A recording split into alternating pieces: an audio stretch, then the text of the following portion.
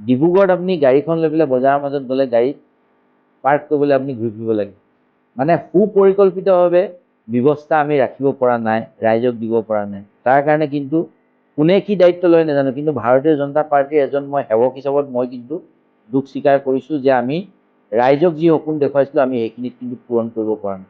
আৰু দিনক দিনে এই প্ৰব্লেমটো বাঢ়ি বাঢ়ি গৈ আছে। বাঢ়ি গৈ আছে। চাওক এতিয়া পাৰ্কিংটো মই কৈছোঁ, ৰেলৱেৰ মাটি পৰি আছে।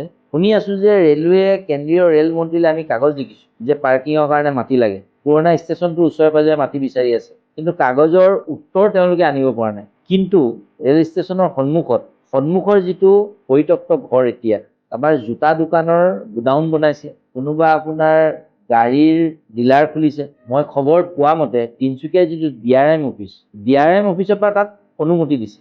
কেনেকৈ DRM অফিচে পাৰ্মিশ্যন দিলে যদি দিল্লীৰ পৰা পাৰ্মিশ্যন তেওঁলোকে আনিব পৰা নাই? মই যদি জনপ্ৰতিনিধি হ'লোহেঁতেন, মোৰ প্ৰয়োজনীয়তা আছে, মোৰ ৰাইজক তাত পাৰ্কিঙৰ ব্যৱস্থা কৰি দিয়ে। লাগিলে পাৰ্কিংটো ৰেলৱে লওক ফিজটো। আপোনাৰ এই মাধ্যমেদি মই পুনৰবাৰ অসমৰ মাননীয় মুখ্যমন্ত্ৰী মহোদয়ক মই কৈছোঁ যে ৰেল মন্ত্ৰণালয়ত আপুনি কথা পাতক, আৰু আপুনি কথা পাতি এই গোটেই ব্যৱস্থাটো, ৰেলৱে পৰিত্যক্ত মাটি বহুত আছে, তাত মাল্টি ষ্টৰী পাৰ্কিঙৰ ব্যৱস্থা আপুনি কৰিব লাগে। তেতিয়াহে হ'ব। এনেকুৱা ধৰণৰ অহৰহ ভেকু ভাওনা দেখি আমনি লাগিলে।